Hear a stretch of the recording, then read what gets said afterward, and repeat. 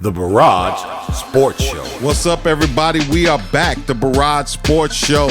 I'm one of your hosts, Mike B, and I'm here with my son, Mike Burr. And I'm here with the super producer, my daughter, April T, is in the building. We have a great show for you, so we're not going to even procrastinate. We're going to just start right away.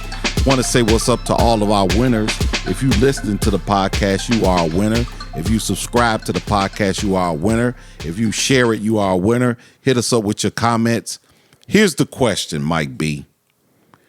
Who's the MVP right now in the NFL? With 9 games in, teams are balling out. Right now, if you were picking an MVP, who's the top dog in the NFL? That's a tough pick. I mean, you got so many quarterbacks balling out this season. When you go look at Rodgers, you look at Mahomes, Breeze, you got Wilson, and you got some surprise guys like Josh Allen. You got Kyler Murray. You know, it's a lot of guys you could look at, even a guy like Ryan Tannehill. But if I'm picking MVP, the way I like to look at it is if you took that player off of the team, who would have the biggest difference in the gameplay? And to me, that is unquestionably still Russell Wilson. I mean, it's don't overthink it. When you look at it, 28 touchdowns, completing 71% of his passes, over 2,500 yards already in this season. And this is the worst Seahawks defense we've seen in a long time. In the Pete Carroll era, this is the worst defense they've had. Without Russell Wilson on this team, you're not going to get the big plays. There's very few quarterbacks that can make the throws he can make. Very few quarterbacks that can run like him and are smart as not taking punishment as he can. And he makes his team better, one of the best leaders, if not the best leader in the NFL. And let's face it, this defense is not good. They're not. You know what? The defense is okay against the run. They are awful against the pass. And people are finding out. Just throw the ball against them. Yeah, every week they get shredded, and he has to have these great performances week in and week out. If he plays above average or just good, they're going to lose. So, to me, it's Russell Wilson. He has to play spectacular to win. What about you? I like that. You know, you can't deny what Russell Wilson is doing. He's like on the record-setting pace with his touchdowns, so on and so forth. And when you watch him, man, he's magical to watch. Yeah. Because he keeps a calm and cool demeanor. He never seems to get rattled.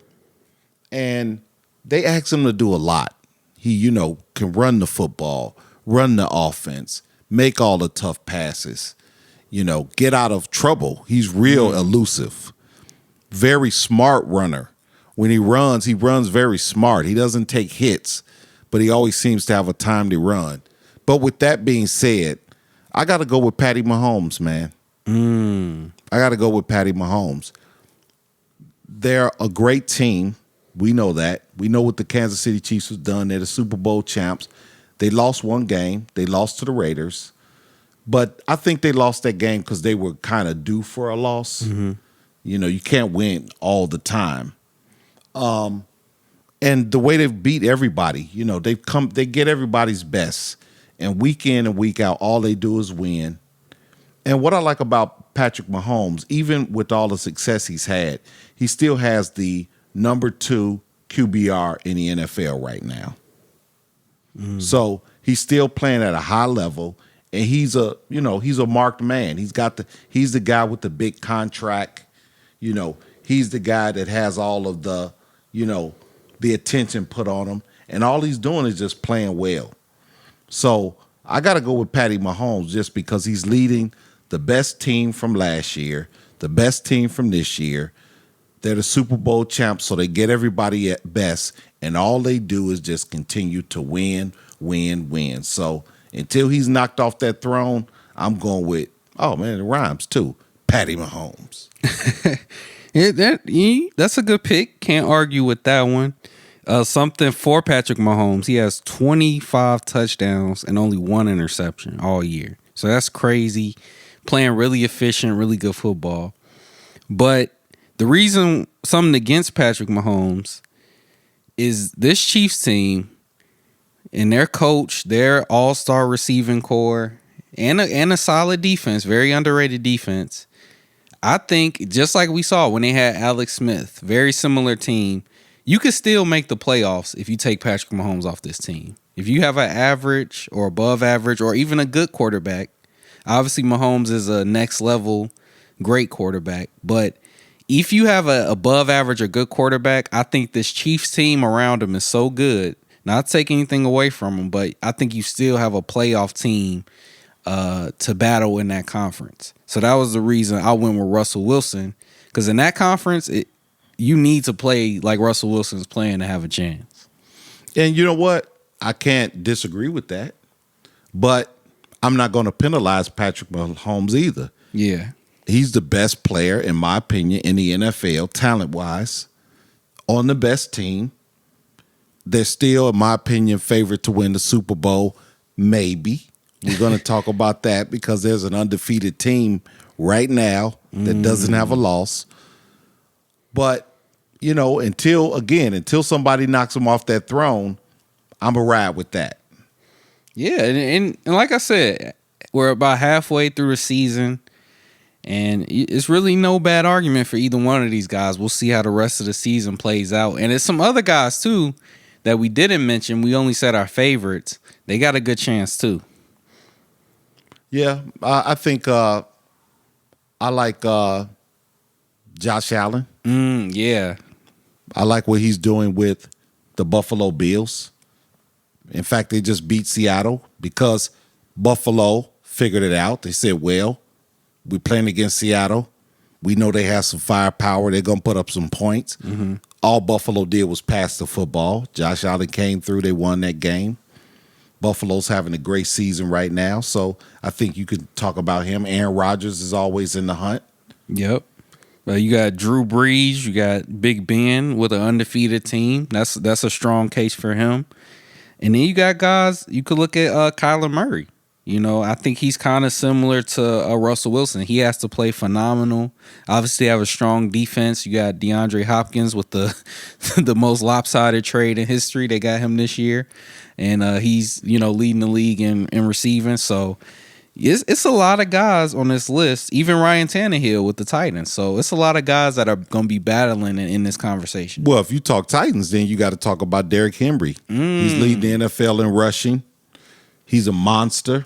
Yeah. So, you know, he can be in the conversation maybe by the end of the year. Yeah, I agree. I wish the MVP was more balanced, but we know quarterbacks are extremely favored. He would have to, like, rush for 3,000 yards to even have a chance, which he might. Yeah, I mean, he's a monster. Yeah. But, yeah, quarterbacks usually have the upper hand. They got the football most in their hands. Yeah. It's one of the toughest positions in sports. Many people think it's the toughest position in sports, but, you know, I got to give my running back Derrick Henry some love, you know. Mm-hmm. He puts in that work. Yeah. I think he'll probably, between him and Alvin Kamara, I think they'll come away with an offensive player of the year. And I think that's why they had that award, for basically saying anybody but the quarterback can win this award. So, yeah, that is a little political, but hey, quarterbacks make the big money. Yep. Quarterbacks, you know, can be your star player for 15 to 20 years. So the NFL, the media, they're always going to kind of glamorize that position a little bit more. And let's be honest, your team is a lot more exciting, and it's a lot more interesting to watch when you have a good quarterback. Nothing is worse than watching NFL football when your quarterback play is terrible. It is so bad to watch. Yeah, we know a little bit about that in Chicago. Right. Okay, speaking about the Kansas City Chiefs, I kind of made a reference that they're the favorites to win the Super Bowl, but maybe there's an exception. The Pittsburgh Steelers. They won again, undefeated, haven't lost a game. What are they now, 9-0? 8-0. They're 8-0, I'm sorry, 8-0. Can the Pittsburgh Steelers go undefeated for the rest of the season?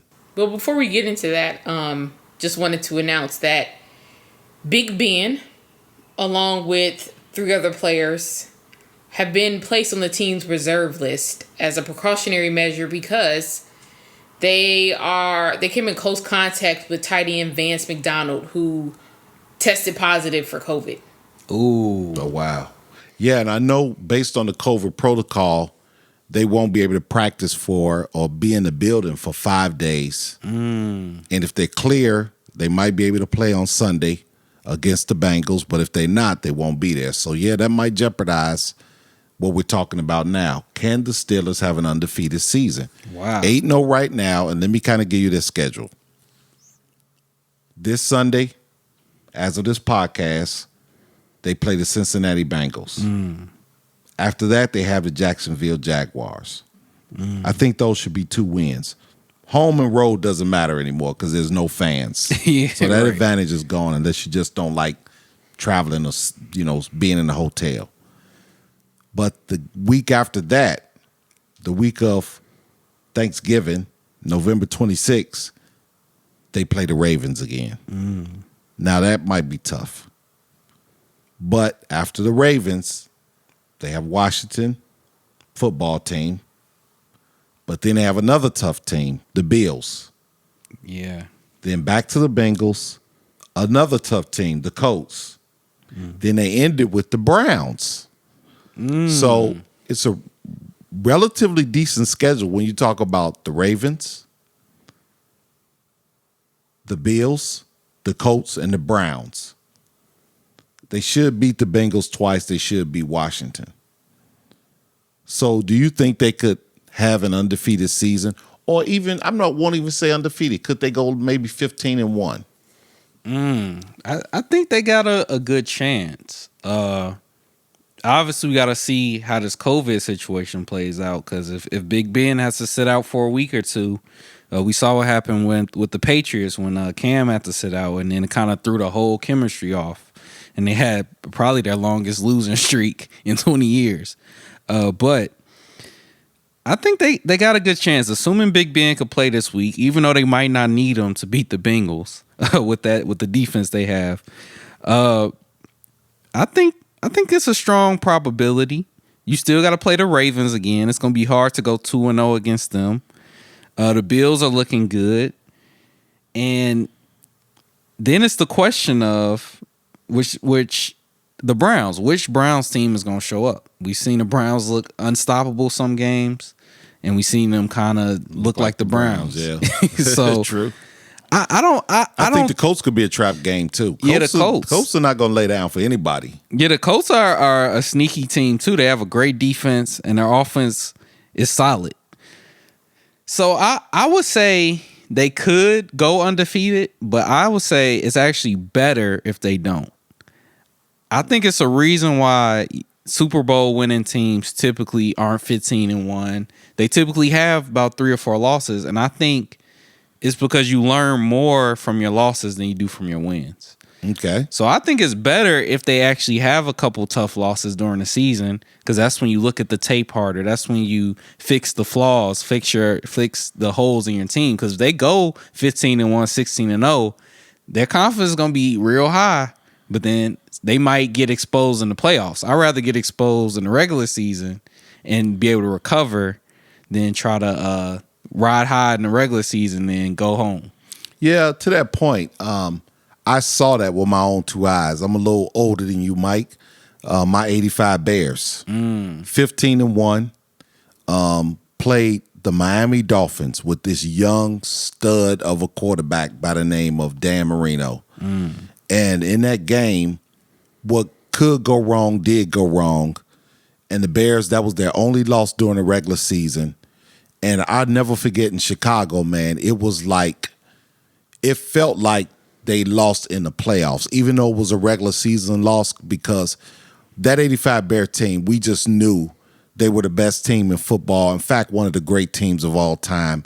And I remember as a Bear fan, young kid, watching us lose that game, we were like shattered.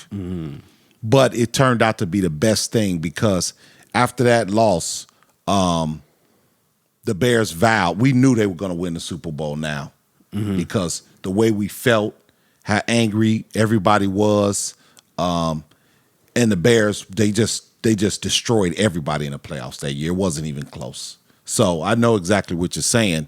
Getting a loss in the regular season for a dominant team can light a fire on them and kind of wake them up to be like, oh, that'll never happen again. Yeah. So if I'm a Baltimore fan, if I'm a Browns fan, who both have a big chance in this division, it sounds counterintuitive, but I would actually hope they go 15-1 or they go undefeated, because I think their confidence be a little high, and then you can get them in the playoffs. But with this COVID situation, we'll see what happens, because teams that have dealt with, key players getting under the COVID protocol, being quarantined, you can't practice, can't come to the facilities. We've seen it throw a lot of teams completely out of the loop, because football is such a game of chemistry. It's such a game of momentum. So hopefully, nothing is too serious and they can move forward. Yeah, because that 85 Bear team, just kind of go back to that point, we were 12-0 at that time. It was the first game in December. And, Dan Marino and those guys beat the Bears 38-24. And it just, what it could go wrong did go wrong in that game. And Marino was just, come to find out, he ended up being one of the great quarterbacks of all time. But that lit a fire under the Bears to get a December loss, rest of December, kick butt, coming into the playoff Super Bowl. We all know the rest is history. We Super Bowl shuffling. We having a great time. So, yeah, I'm going to vote. I think the Steelers might drop 2, especially with this COVID threat. But let's just take COVID out of the equation, because if COVID happens, then it's just not fair. There's nothing anyone could do about that. But maybe they'll drop 2. I don't think they'll get the Ravens the second time. And I think one of the teams, the Bills, the Colts, or the Browns, I think one of them will come out with a victory. And then you got to get to the playoffs. And we know the road to the Super Bowl in the AFC, period, point blank, end of story. You have to come through the Chiefs. Yeah. It's I would say I would give them 3 losses. I think the Ravens will get them that second time. They barely came out of it the first time. I think the Bills will probably give them an L. And then I think one of these teams will surprise them. Either the Browns, the Bengals, or the Jaguars, or maybe even Washington. I think we saw them go down to the wire with the Cowboys this week. I think sometimes when you are a good team, you can get caught off guard by one of these bad teams. And like we were saying, that may be the best thing for them if they do. It can kind of be a wake-up call. Okay. Well, and shout out to Mike Tomlin, man, coach of the Steelers. Yep. I'm a Bear fan. We all know that. Everybody on this podcast is a Bear fan. We from the Chi. We rep the Chi always, forever. But I've always loved the Steelers because I respect that organization. 3 coaches in the history of that franchise. Wow. They don't rotate coaches. Every coach they've ever had, it started with Chuck Noll back in the day, have won Super Bowls. And they're very loyal to their coaches. Even when their coaches go through a little bit of a lull, they've stayed loyal to Mike Tomlin. He's gotten them to a couple of Super Bowls. He's won a ring. Yep. And so I just respect the Pittsburgh Steelers, the way they run that organization. They're kind of like, in my opinion, the Los Angeles Lakers of football. They always are at the top. They're always contending for a title. They have, 6 Super Bowl titles. Only 3 coaches in the history of their franchise. They have a fantastic fan base. You have to love their fan base. And they're exciting. And I want to give Mike Tomlin a lot of credit. Yep. Because at one point they had Antonio Brown, Ben Roethlisberger, Le'Veon Bell, the Killer Bees. Antonio Brown is gone. He was the top receiver in the NFL at that time. Le'Veon Bell was playing the best, most versatile running back, type of football at that time. Yep. Both of them are gone. They're still playing well. They're still thriving. Yeah, that's a great point, actually. When you look at most teams, you can look at the Texans. Texans are a perfect example. They trade their best player for no reason, but now they're struggling to win one or 2 games. They look awful. True. Right? But the Steelers, they lose literally at one point. Le'Veon Bell is the best running back in the league by far, and Antonio Brown was the best receiver in the league. So to lose 2 of the best players in the league and to still be going. It seems like they just found guys in the draft. Great. They've always been great drafting. James Conner and just feels right in, And they always seem to find these guys third, fourth round that just come in right away and produce. Juju Smith-Schuster is awesome right now. Yep. He's killing. Feel right in for Antonio Brown. So that shows you how good the Steelers organization, how good their coach Mike Tomlin is. Yeah, and the thing is, when those guys left, Antonio Brown and Le'Veon Bell, they left kind of ugly. They kind of threw them under the bus. They weren't good in the locker room. They didn't leave, on good terms, whereas, the organization was ready and they were able to make preparations and it just kind of happened organically. Both of those were kind of ugly divorces, and things like that could really set a franchise way back. Things like that can really hurt a coach, where the coach somehow end up getting fired. Not their fault. Just ask Doc Rivers of the Clippers. Choking against the Denver Nuggets. Now, he's got a new job in Philly. So with all that happening, Mike Tomlin still survived, still reinvented that team. Now they're 8-0 and the top team in football, maybe behind or with the Kansas City Chiefs. Yeah. And that, on this subject, so we've had 3 kind of blasts from the past signings or trades this week. So Antonio Brown on the Bucks now, Super Bowl contending team. You got Le'Veon Bell on the Chiefs now, Super Bowl contender. And you got Dez Bryant is now on the Ravens, another Super Bowl contender. Dez from the old Dallas Cowboys back in the day, Tony Romo's favorite target back in the day, wide receiver. Yep. So this is my question to you. Of these 3 guys, they've all been Pro Bowlers. They've all had super success. It was a time where each one of these guys were the best at their position. Yep, Dez was the best wide receiver at one point, Bell the best running back, and Brown the best receiver, true. So which one of these players do you think will have the biggest impact and could be that X factor to get their team from Super Bowl contender to Super Bowl champion? That's a real good question. If I had to pick, wow. To be honest, I would have to say Antonio Brown. I think if he can get his motor running with Tom Brady, because they've played together for a smidget before. Yep. That somehow he can end up making some big plays at a big time. Because he's not their number 1 receiver. He's really not their 2 receiver.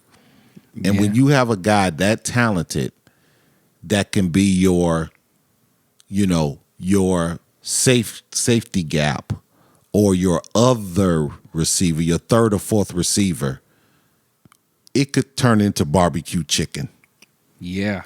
So if I had to pick of those 3, just based on his talent, who's the thrower of the football, but how he could end up impacting the game, because you can't put your best defensive back or your best safety on him, I got to go with Antonio Brown.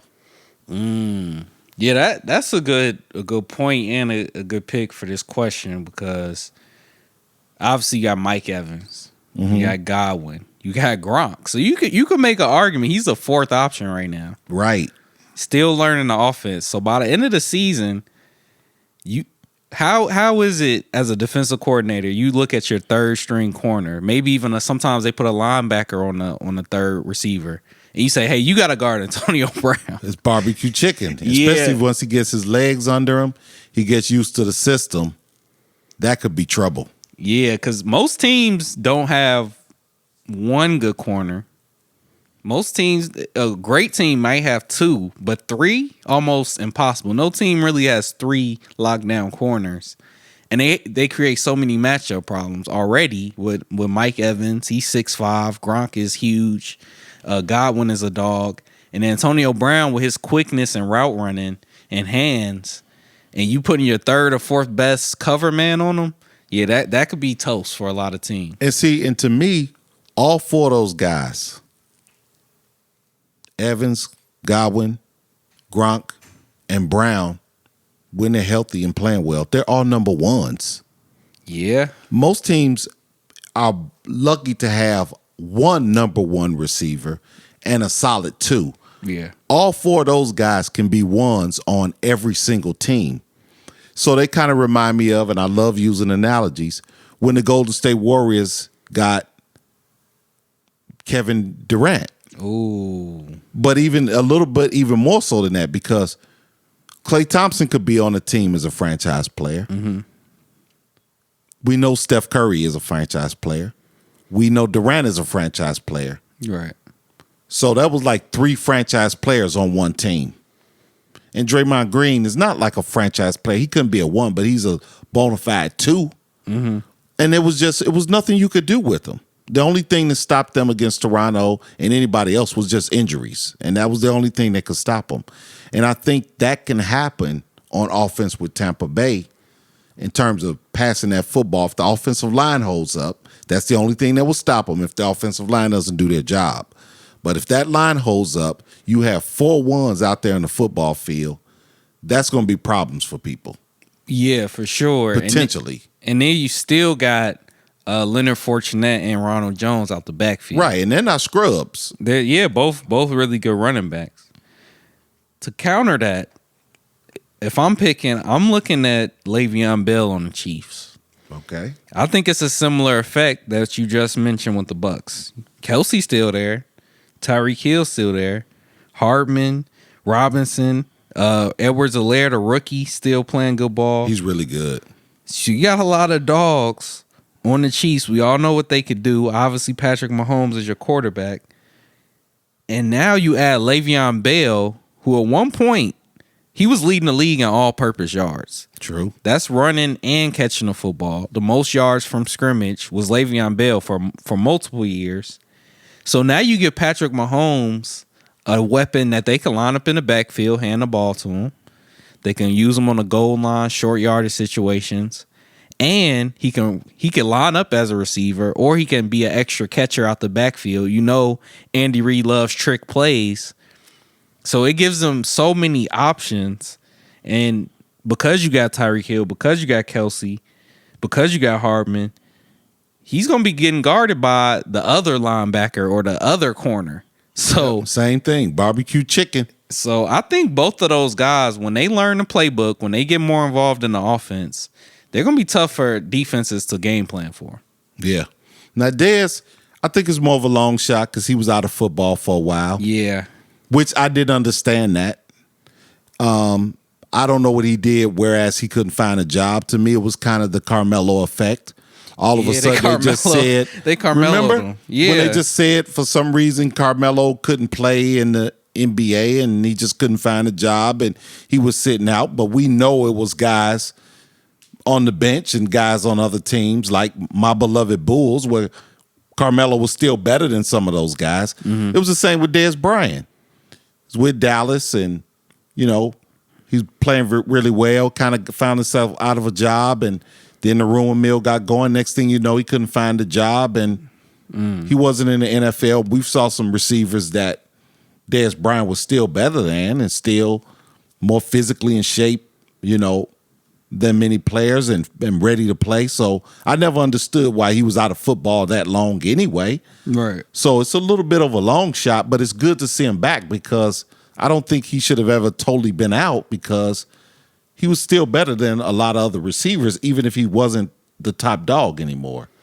Yeah, and yeah, they Carmelo'd him, and his situation is a little different because the Ravens, they need a little bit of help in the passing game. It's a great team, obviously, but that's their big weakness. When they get down or when they need to throw the ball, we've seen them struggle. Lamar Jackson, that's obviously his second best attribute, even though he's a quarterback. You're more worried about him running the ball than you are throwing it. And, you know, they got Hollywood Brown, you got Boyle, you got Snead, you got Mark Andrews. They got some dogs, but Dez is he's used to being the first option. He's known to make big plays. He's known to be a big physical receiver, and he could block in the running game. So yeah, very unselfish. If he can have a resurgence. He looks like he's in great shape. He would have to play a bigger role to really have an impact on this team. I agree with that.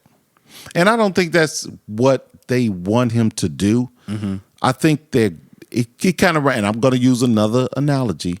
How about like when the Lakers picked up Dwight Howard? They weren't expecting Dwight Howard to be Dwight Howard, who was the defensive player of the year, who led the Orlando Magic to the finals. They just needed Dwight Howard to be solid, to be a stand-up guy, to be a vet.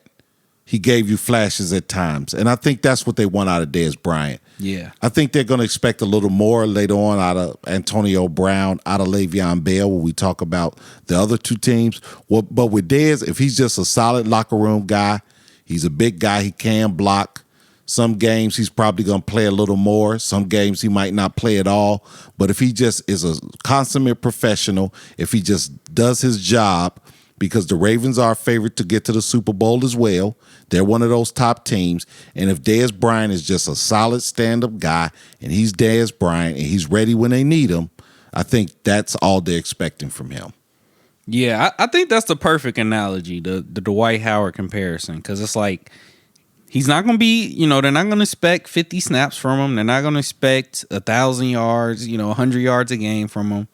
But it's going to be times, if they want to go to the Super Bowl and win one, it's going to be times where they call on his number and he has to make a big catch. He has to make a big block.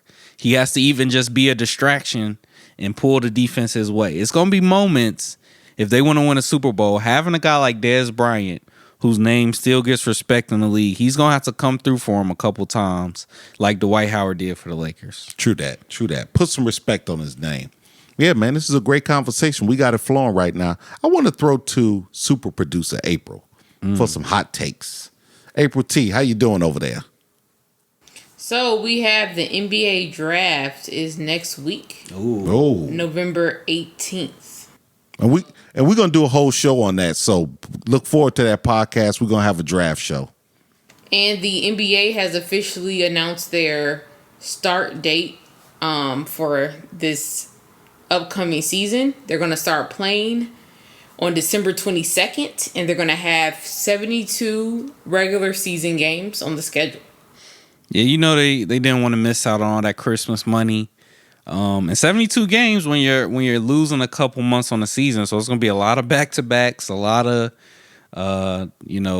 maybe even 3-game stretches. I expect the vets to sit out a lot early in the season. Especially, teams that went deep in the playoffs like the Heat and the Lakers, that's kind of tough on them, having such a short break. Yeah. And that's 10 less games than normal. Usually they play 82. So you starting a little bit later. They usually start the season around after Halloween. Yeah. And now it's being pushed back to Christmas. But like you say, cash rules. They got to get that bread. And I'm glad they are coming back. I thought they were going to come back after around the King holiday. Yeah, that was in the conversation for a while. I know a lot of the players, especially the teams that were in the playoffs, were saying that. But it looks like they're just going to come back early. I expect, everybody to play for the Christmas games. But then probably around January, you'll see some of the vets sit out for a little bit, take back-to-backs off and stuff like that. But, cash rules. They said if they started at the King holiday, they would be losing around $1 billion or something dollars in revenue, TV deals and all that stuff. So, I think they made a good financial decision. Yeah, I mean, you got to do what you got to do. And, we don't have to feel sorry for the players. I mean, they play basketball for a living. So they'll be okay. They're not working in the coal mines. They're not at the factory.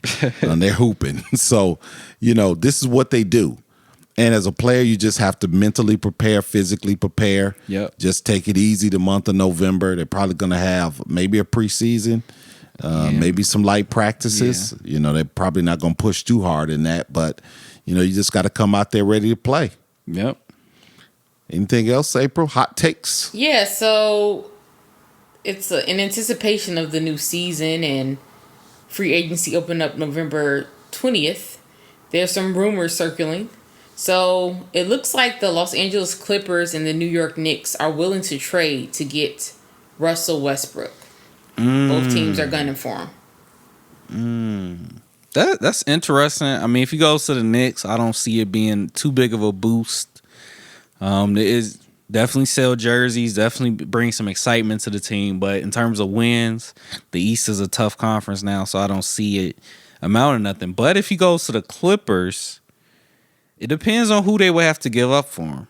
Because you know they're going to want something in return. They just spend a lot for him to get him. Would you have to give up Paul George? Would you have to give up, Lou? Like, who would be in that trade package? And does that put them over the edge? Because I think Kawhi's the only untouchable there. I think so, too. I think Paul George, based on the way, playoff PG-13 didn't show up. So I think that I don't think the fans would be too disappointed if he leaves. Will the Rockets give him up? Would they want Paul George?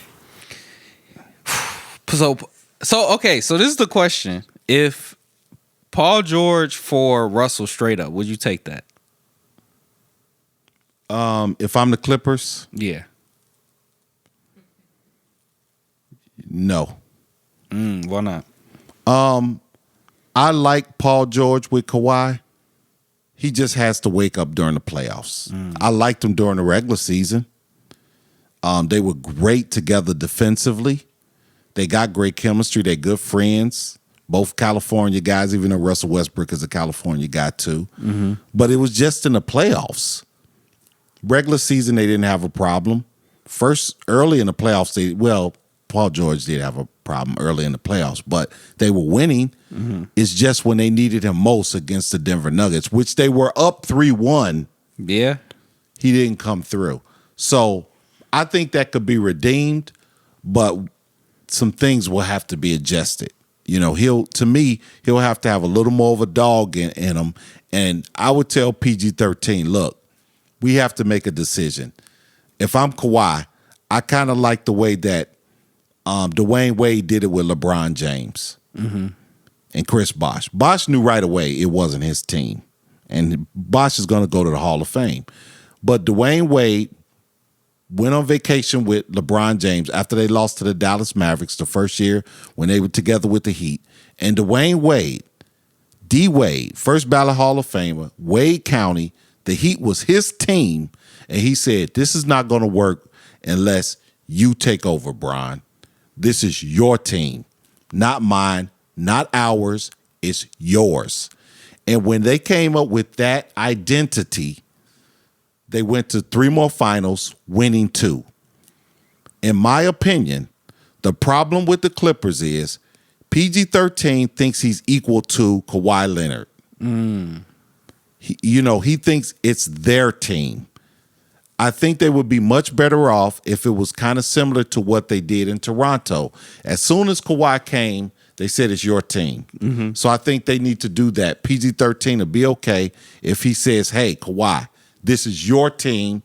Let's do this. Yeah. What else you got, April? And lastly, the Philadelphia 76ers, they're looking to get James Harden. That would be interesting. Obviously, you probably have to trade Ben Simmons, but I think that's more just something they want to do rather than them get it done. We know the former GM of the Rockets went to the Sixers, so obviously he likes James Harden, big analytics guy. Putting Harden and Embiid together would be the most likely combination. That would be a deadly combination. Mm-hmm. I think in the East, that could really be something special. But realistically, the Rockets trading James Harden, just don't see that happening. They would have to, or if they're willing to bet the house, give up Ben Simmons, all their draft picks, maybe. But I don't see it happening. But I do think it would be a good combo, him and Embiid. Okay. That's all I have. All right. Well, Mike Burr. Let's talk about the Bears. We are from Chicago, so it's going to be painful. But we got to talk about what a stinker against the Titans. It came back a little bit near the end, but it was so bad. I mean, we saw that coming. Yeah, this is the garbage time champions. They always, the offense does nothing. Then the third and fourth quarter, they try to start magically getting yards and getting points, but good teams aren't going to fall for that. We kind of got exposed these last 3 weeks. You know, we played 3 really good teams, 3 playoff teams, the Rams, the Saints, the Titans, and we got exposed. We took the Saints to overtime. Yeah, we did, but that game was really over a lot earlier. They did it again. Garbage time, started scoring. They actually came back and tied it, but then the defense got to stop. The defense did their job. True. Offense turns the ball right over, and the Saints win the game. So it's just a typical story with the Bears. Great defense, terrible offense. I got a couple stats I want to point out to show this. So let's talk about the good. Our defense, they're number 7 in terms of points per game. They're only giving up 21 points a game. They're number 1 in touchdowns given up per game. They only give up 1.9 touchdowns. That's the best in the league. Okay. Number 1 in red zone scoring percentage. Only allowing touchdowns 41% of the time if they get in the red zone. That's the best in the league. Best in third down conversions. Now when you look at the offense, so the defense is making it easy for them, as easy as they can in a lot of areas. We throw the ball more than any other team in the league. We throw the ball 66% of the time. So you mean, and obviously that's because we're down a lot of the time. But still, you mean the Chiefs with Patrick Mahomes. You mean the Buccaneers with Tom Brady. The Saints with Drew Brees. We throw the ball more than them with Nick Foles. But we can't run the football at all. And that's why we're throwing the ball. We can't, number one, because we are behind and things like that. But the run game is terrible right now. Yeah. And to your point, we are the 32nd last place rushing team. We only get 3.7 yards a carry.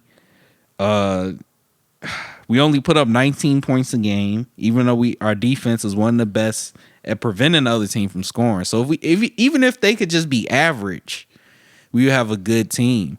And a big excuse is that the offensive line is hurt. And we have had, players leave due to COVID on the offensive line. We've had a couple injuries, but they weren't playing good before the injuries and the COVID. So is it the coaches? Is it just what's going on?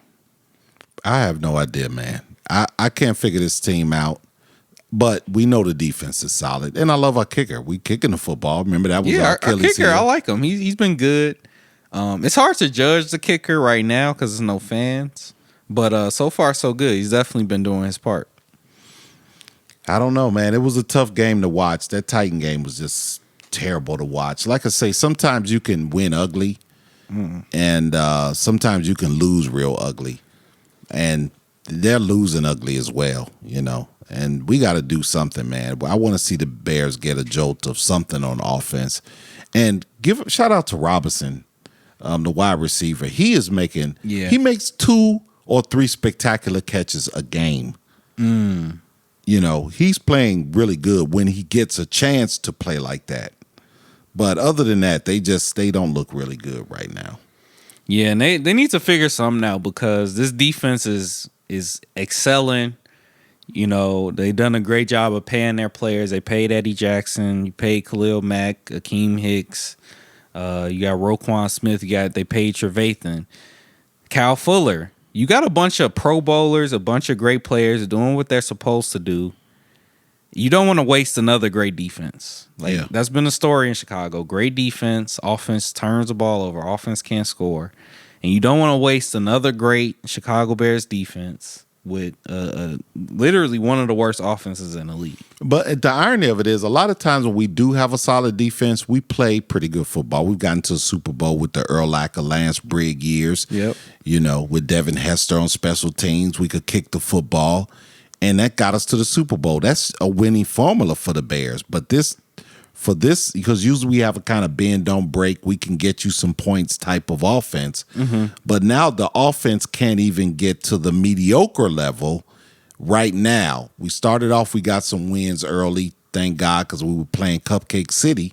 But now we need them to just kind of get to that mediocre level so the defense could bring us through. And that's been a formula that worked for the Bears many times before in the past. And the thing is, we're 5-4. So the season's far from over. It's a lot of games left. The Packers are only 6-2. And when you look at the playoff picture, we can still get the wild card to even win the division. So we're still in it. But obviously the offense has to play better if we want a chance. And you know what I want to see? What? Might as well. Nothing's working on offense. Matt Nagy is an offensive genius. He came under Andy Reid. That's what everybody's been saying. Just call the game crazy. Be unpredictable. Just start pull out all the trick plays, all the draws, the triple passes, whatever you got. Just start playing completely unpredictable. Do hurry up. Might as well and find out what works. Yeah. Just start calling anything. Be the most unpredictable team in the league. You might catch people off guard and put up some points. Yeah, hey, they got the talent to do it. I mean, they got some horses. You know what I mean? It's not like they're so scrubby that even if they did that, they'll be even worse. Right. They have some guys that can play. Nick Foles can get hot. Right. We have a solid defense, so you might be on to something there. Why not? What you got to lose? Might as well at this point. And I've seen it a little bit. I know they tried it in the Saints game, but bring Trubisky back in. Even if Nick Foles is a starter, use him for a trick play. Use him, just sub him in sometimes. We see Taysom Hill. We see other teams in the NFL have second quarterbacks and get them involved in the offense. He was your starter for a long time.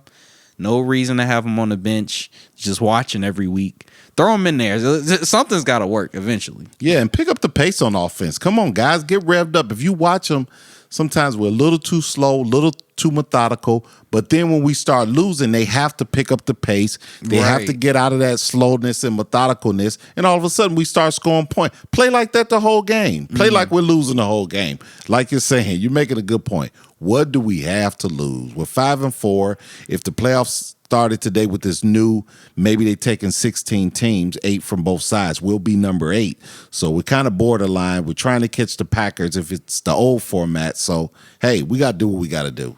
Yeah, and that's something I noticed too. That's a good point. Is they play slow. It looks like they're always confused about the play call, right? Who should be in the game? Who's getting subbed out? What formation?